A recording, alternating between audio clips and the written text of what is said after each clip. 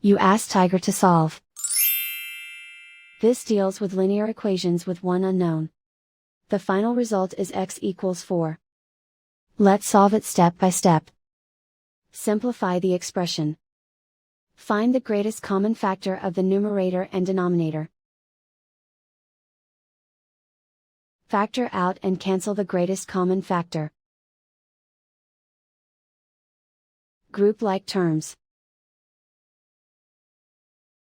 Combine like terms. Group all constants on the right side of the equation. Add 4 to both sides. Simplify the arithmetic.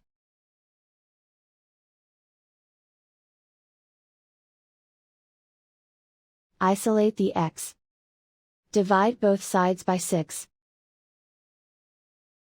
Simplify the fraction. Find the greatest common factor of the numerator and denominator. Factor out and cancel the greatest common factor.